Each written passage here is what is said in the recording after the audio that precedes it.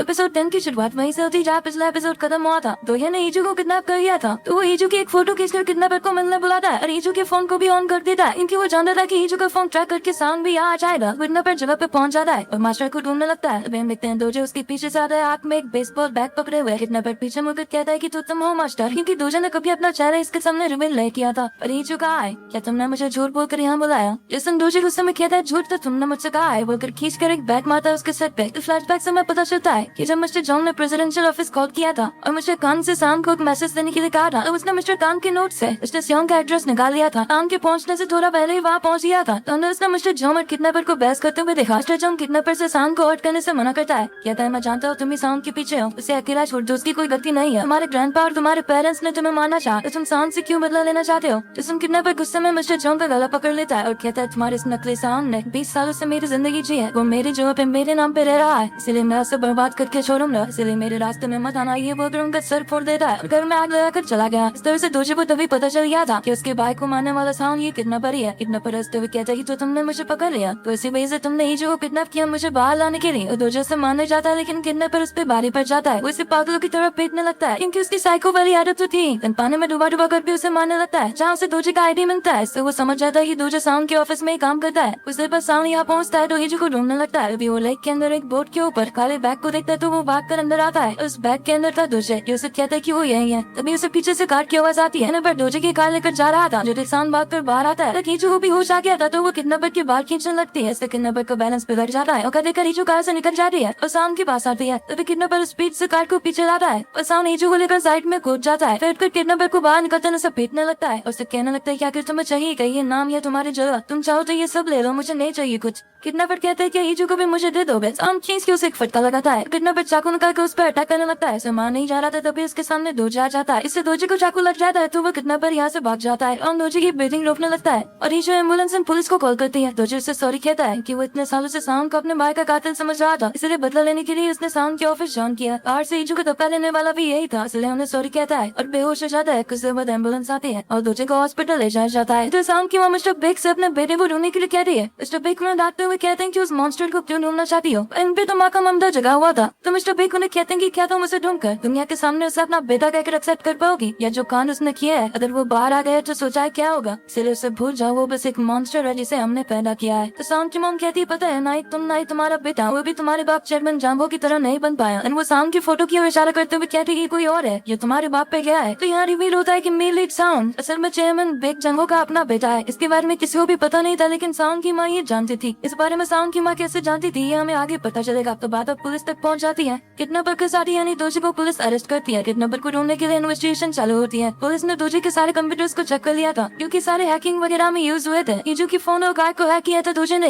इससे वो इन्हें ट्रैक किया करता था। दोजे यहाँ बताता है कि उसने कैसे ये प्लानिंग शुरू की थी। उस मेंशन में जाने के बाद उसका जुड़वा हुआ कभी बाहर नहीं निकला था, क्योंकि किडनैपर ने तो उसे मार दिया था। उसके बाद जब उसे एक फैमिली ने अडॉप्ट किया, तो उसने इन्वेस्टिगेशन शुरू की थी। उससे पता चला था कि उस मेंशन में बिग फैमिली आया करती थी, यानी वो मास्क वाला बच्चा बिग फैमिली से था। तो फिर उसने बहुत अच्छी तरह से पढ़ाई वगैरह कंप्लीट की। फिर बिग साउंड के बारे में पता लगाया और फिर साउंड से बदला लेने के लिए प्रेसिडेंशियल ऑफिस ज्वाइन किया। एक साल पहले उसने किडनैपर को पहले प्रेसिडेंशियल ऑफिस के बाहर देखा। इसको गार्ड से बाहर निकाल रहे थे, तो बाहर से वो चिल्लाकर कहता कि बिग साउंड मैं तुम्हें जिंदा नहीं छोड़ूंगा, मैं अपना बच्चा लेने वापस आऊंगा। दोजे ने पहली बार किसी को देखा जो साउंड से उसके जितना ही नफरत करता था। उसे देखकर दोजे को लगा कि शायद किडनैपर भी उसकी तरह एक विक्टिम होगा, इसके साथ साउंड ने कुछ बुरा किया होगा, इसलिए उसने किडनैपर की नफरत को यूज करने का सोचा। कुछ दिन उसे फॉलो किया ये देखने के लिए कि उन दोनों का गोल सेम है या नहीं। इसी तरह एक दिन उसने उस किडनैपर को उस मेंशन की ओर जाते हुए देखा जहाँ दोजे का भाई जाकर गायब हुआ था। इससे दोजे को श्योरिटी मिली कि ये किडनैपर भी उसकी तरह एक विक्टिम है। तो उसने किडनैपर का नंबर निकाला और उसे मैसेज करना शुरू किया। तो उससे पूछा कि तुम बिग साउंड से बदला क्यों लेना चाहते हो? इस पे किडनैपर ने उसे झूठ बोला था कि वो उस लेक के पास रहता था जहाँ चेयरमैन बिग जंगो उन बच्चों के लाशों को ठिकाने लगाने लाता था जिन्हें उसके ग्रैंडसन ने मारा था। एक दिन किडनैपर ने उसके ग्रैंडसन का चेहरा देख लिया। बिग जंगो ने उसे मारने की कोशिश की, इससे उसकी फिजिकल कंडीशन खराब हो गई, इसीलिए वो साउंड से बदला लेना चाहता था। ऐसा किडनैपर ने दोजे को कहा था। इसके तब दोजे ने सच मान लिया था, इसलिए उसने किडनैपर को अपने प्लान में शामिल किया। दोजे ने साउंड को फॉलो करके ईजू की फैमिली के बारे में भी सब कुछ पता कर लिया था, इसीलिए वो जानता था कि साउंड की वाइफ ईजू है। तो इस तरह किडनैपर के साथ मिलकर उसने ये सब कुछ किया। तो जहाँ पे बच्चों को दफनाया गया था वहाँ से सारे एविडेंस कलेक्ट किए जाते हैं। इधर अब साउंड को यूरी को सब कुछ बता देता है, उसके किडनैपर मिसिंग बच्चे और साउंड के बारे में। अब उसे साउंड कॉल करता है, अब पुलिस स्टेशन जाने बोलता है। फिर इसके बच्चे को आइडेंटिफाई करने के लिए साउंड को बहुत सैड होता है, तो यूरी उसे अपने साथ ले जाती है और लाश के पास से कुछ चीजें रिकम्पोज नहीं हुए थे, जिन चीजों को देखकर साउंड पहचान लेता है वो 3 जन उसके बचपन के दोस्त थे।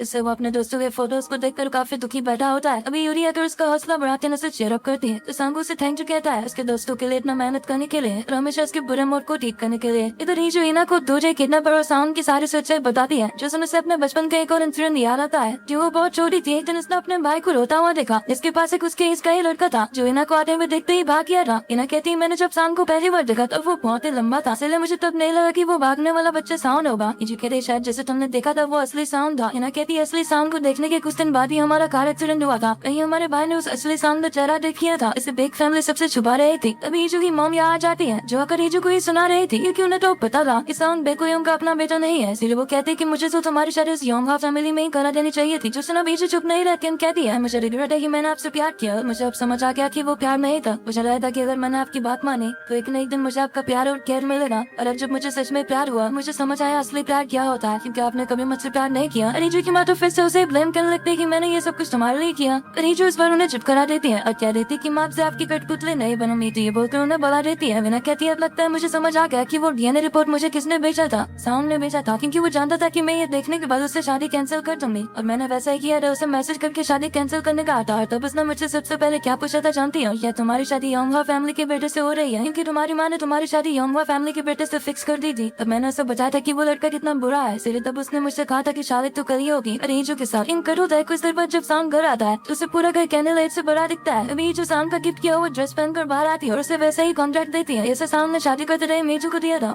इसके क्लॉज थे नंबर 1 साउंड कभी डिवोर्स इनिशिएट नहीं कर सकता। नंबर 2 किसी भी वजह से इनका डिवोर्स नहीं हो सकता। नंबर 3 ये लोग अपनी शादी पब्लिकली अनाउंस करेंगे। और अगर ये क्लॉज तोड़ा तो 2 बिलियन वॉन की पेनल्टी बढ़नी पड़ेगी। तो साउंड को उन मैसेज का स्क्रीनशॉट दिखाती है। उसने शादी की पहले वाली रात इना को भेजा था। ये कहती मैंने इना की रजा नहीं ली कि मैं तो स्टार्टिंग से ही तुम्हारी वाइफ थी। उनसे कहती कि ये सब ठीक होने के बाद क्या तुम मुझसे शादी करोगे? साउंड कहता नहीं, ये सब ठीक होने के बाद मैं तुम्हें प्रपोज करूंगा। ये बोलते उसे किस करता है। उनका रोमांस कंटिन्यू रहता है। अगले दिन दूजे अपने भाई की जोधा को आइडेंटिफाई कर लेता है, इसके अंदर उसके भाई का नाम लिखा हुआ था, जिसे देखकर वो बहुत रोता है। साउंड उससे मिलने आता है तो दूजे से माफी मांगता है और किडनैपर को ट्रैक करने का एक तरीका बता देता है, क्योंकि किडनैपर जो फोन यूज करता था उसके प्रोग्रामिंग के साथ चैट दूजे ही करता था। इवन दूजे ने वो ब्लैक फोन किडनैपर को दिया था तो उसकी लोकेशन पूरी ट्रैक करने में लगी हुई थी। इधर हीजो और ईना अपने डैड के पास आते हैं, जो इन्हें किडनैपर की सच्चाई बता देते हैं। तो ईना पूछती हमारी कार एक्सीडेंट को कवर अप करने के लिए एमन जंगो के साथ आपने क्या डील किया था। इस टाइम वो फ्लैशबैक दिखाया जाता है जहाँ मिस्टर होम्स एमन जंगो के सर पे गन ताने हुए थे। इनकी बातों से हमें पता चलता है कि हीजो ईना और उसके भाई के साथ जो एक्सीडेंट हुआ था उसे चेयरमैन जाम्बो ने कराया था, क्योंकि ईना के भाई ने इनके ग्रैंडसन यानी असली साम का चेहरा देख लिया था। चेयरमैन जाम्बो ने कहा कि तुम तो अपना बेटा खो चुके हो और क्या तुम अपने पैसे भी ऐसे ही आने दोगे? तुमने मेरे प्रेसिडेंशियल इलेक्शन कैंपेन में बहुत पैसा लगाया है, मुझे मार्केट क्या उन्हें वेस्ट करना चाहोगे? और वैसे भी तो तुम्हारा बेटा और मेरा ग्रैंडसन आफ्टर लाइफ में एक साथ ही खेल रहे होंगे, क्योंकि मैंने उसे अपने हाथों से मार दिया है। तो तभी उन्होंने चेयरमैन बेग जांगो के साथ वो एग्रीमेंट साइन किया था। इसके मुताबिक मिस्टर होंग बेग फैमिली से कुछ भी मांग सकते हैं। और जब इन्हें पता चला कि चेयरमैन जांगो का पोता जिंदा है तो वो गुस्से में अपने गन लेकर रमोरेला हाउस पहुंच जाते हैं, जहाँ आज उनकी पहली डेथ एनिवर्सरी के लिए सब लोग आए हुए थे। और ईजो और ईना भी इनके पीछे पीछे आती है। ईजो सांग को मैसेज कर देती है मेमोरियल हाउस जल्दी आने के लिए कहती है। और तभी इधर पुलिस को किडनैपर का लोकेशन बन जाता है, जो कि यही मेमोरियल हाउस का दिखा रहा था। तो मिस्टर होंग मिस्टर बेग के ऊपर गन तान देते हैं और उन्हें कहते हैं कि तुम्हारे बाप ने कहा था कि उन्होंने उसे मार दिया, लेकिन वो अभी जिंदा घूम रहा है, वो कहाँ है, उसे अभी मेरे सामने लाओ।